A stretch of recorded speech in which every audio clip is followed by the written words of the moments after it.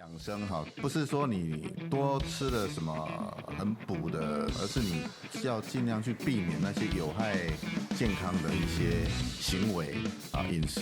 我其实很早就接触益生菌的这个部分哈，在门诊的病人很多因为肠胃道不舒服啊，他可能是便秘、拉肚子。我们除了给他一些症状治疗的药物之外，我们也会给他一些益生菌。那平常你都怎么挑选这个益生菌？第一个就是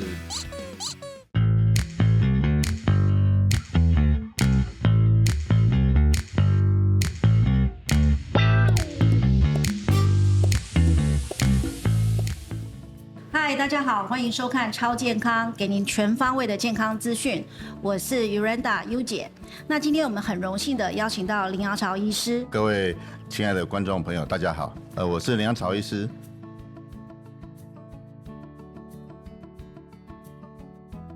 非常开心有这个机会到节目上来跟各位聊聊有关健康养生以及益生菌的一些话题。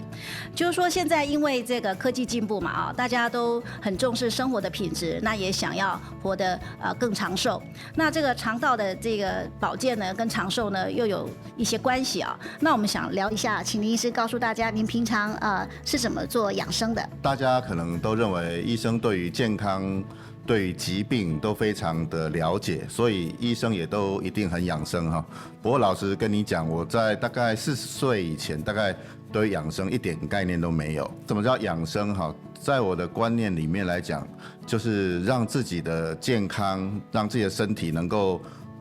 避免于疾病之外，我们还要朝向正向的健康的方向去走。那其实最重要的大概就是在饮食的部分以及运动部分都要做到适度的这个调整。那林医师，这个饮食的部分呢，你有没有特别的遵循哪一种饮食？像前一阵子很流行什么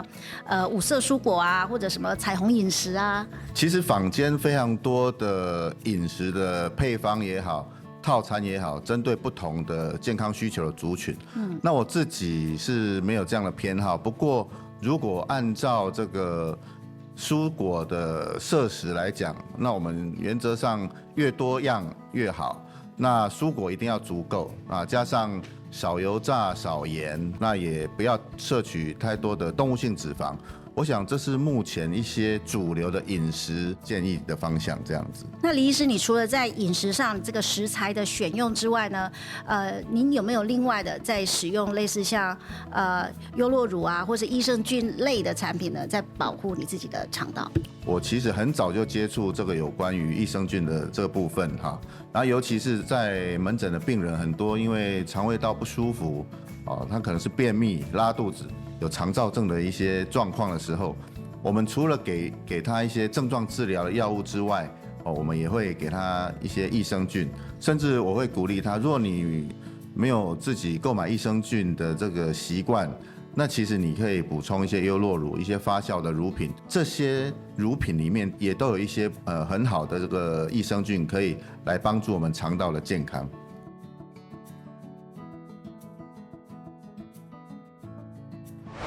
那这个益生菌的使用最早是怎么被发现的？大概1907年哈，那个有一个俄国的科学家梅契尼科夫，他后来有得到诺贝尔奖。他发现，在他们高加索地区有一个村落，那个地方的人好像特别的这个长寿，他们习惯去喝一种酸奶。那酸奶其实我们大概就是我们讲的发酵的优酪乳。那他发现了这个发酵乳里面有很多的这些乳酸菌也好，甚至酵母菌也好。那后来更多的学者加入之后，慢慢的去研究，有一群细菌好像真的跟人体的这个健康是有相关、有帮助的，所以才会有益生菌这个词的一个发明哈。那事实上，益生菌在原文来讲它叫 probiotics。那 pro 这个字首其实就是有赋予的意思，就是给你的意思。那 bio 大家都知道是生物嘛，生命就。那 probiotics 其实就是有益于生命的一些东西，这些乳酸杆菌也好，一些双歧杆菌也好，等等这样子。您讲到这一个这些高加索区的人，他们吃了一些发酵类的食物那我很好奇像日本他们很多人也都活超过100岁，那是不是跟他们生活中经常吃味噌啊、纳豆有关系？我想它里面都含有一些比较丰富的一些维他命之外呢，还有一些益生菌。所以这些菌其实都是会对我们的肠道保健有帮助。目前看起来的确有这样的功效。那像在国外啊，超市他们都会卖各式各样不同的菌去发酵做成了这种发酵乳啊。那如果说我们也觉得很想学习像高加索地区的人吃这一些可以帮助长寿的这个发酵乳，那如果我们想在家里自己养，可不可以？如果自己有养菌的这个经验，那也很熟稔这项技术的话，我当然是觉得是可以了哈。不过像我自己，我大概是没有办法去做到这么繁琐的一个手续，以及你要注意到你养的菌有没有长得好，那甚至有时候养的菌会不会有掺杂一些杂菌、不好的细菌进去。那我个人是比较建议，就是说我们就选择一些合格厂商帮我们生产，那有优良品管的一些益生菌的补充品。这样可能比较符合我们现代人的一个生活形态。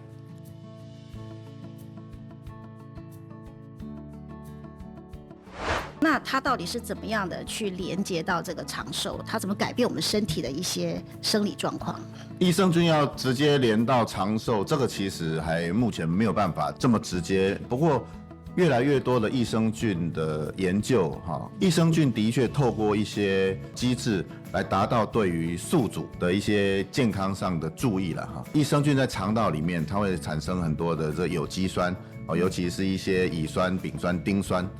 这会有助于我们肠道的健康。那某些的这个益生菌研究也会发现，透过肠道，它会让我们的免疫力会比较增加。比如说我们先天免疫力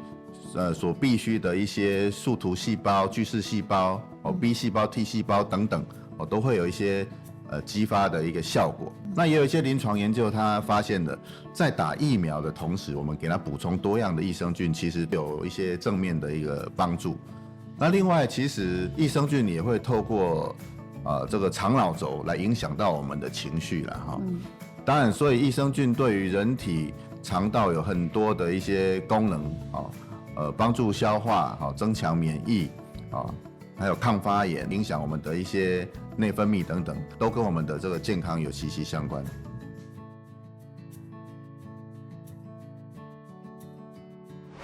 平常你都怎么挑选这个益生菌？第一个就是它一定要是一个合格的厂商，有良好的品管，它的菌数要够多，大概至少要300亿以上的菌数。添加物不能太多了哈，一些色素啦，一些人工甘味剂是尽量越少越好，大概就是这几个方向。那你有没有特别的吃哪一种类型的？事实上，我本身也尝试过很多的益生菌哈。那从很早期的只有少可能不到100亿菌数的产品，到现在主流的300亿的产品，其实我都尝试过了哈。不过最近我个人在摄取益生菌、补充益生菌这部分，我觉得像克菲尔的益生菌的产品，我就觉得是非常不错的一个产品。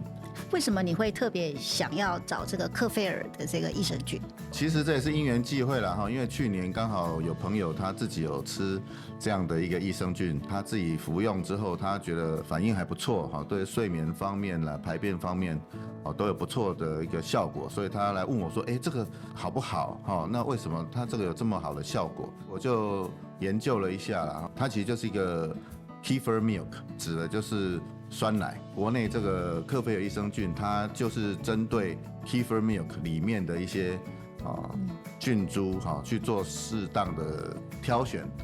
一些专利菌株进来，做成一个补充品。我也每天都有在服用这样的克菲尔益生菌。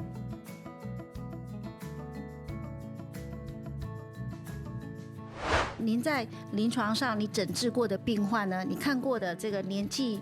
最大的是几岁？我记得年纪最大的大概是105岁左右，她是一位女士。我记得没错的话，是因为胆道有一些感染，那胆道有结石。这个女士她其实平常的饮食不像我们年轻人都喜欢吃大鱼大肉啦，她就是很简单的一些饮食，腌制过的一些泡菜啦，简单的米饭面食等等，他很规律的有运动的一个习惯。那当然老人家他可能就是在安养院里面走走路啦那也不会做太激烈的运动这样子。饮食清淡哦，然后不要吃太多油炸的加工的食品，还有规律的运动是可以帮助我们有这个寿命延长的一个好习惯。很多人很有兴趣在问我养生之道嘛我常常告诉他们的就是说，养生之道不是说你多吃了什么很补的食补也好，珍贵的药材也好，而是你要尽量去避免那些有害健康的一些行为饮食这样子。现在的年轻人，你在临床上是不是也看到很多他们都吃一些很特殊的食物？那台湾的饮食文化其实最近几年来比较明显的变化，第一个就是精致的甜食变得非常流行，蛋糕都是非常的精致，一吃就让你上瘾还有很多零食口接一口，其实这些都是让我们造成我们身体负担的一些不是很好的饮食的习惯。这些饮食习惯它会为我们的这个消化道造成什么样的危机？最主要还是造成肠道的发炎就容易导致一些胀气啦，排便问题，可能还会引起全身的发炎。这时候肠内菌其实相对的是非常重要的。肠内菌其实就好像一个生态花园一样，肠道菌的菌相如果不平衡，就好像你这个花园里面可能某一丛的花就枯萎了，那这时候可能就长杂草了。就不好的东西就进来了。如果能够适时的去做正确的饮食的调整，以及补充益生菌，都是会对我们的健康是有帮助。所以说，像年轻人如果说这个3餐都是外食，或者又喜欢吃一些精致的饮食，那就是要适当的补充一些好菌对，这样可以帮助到他们肠道健康。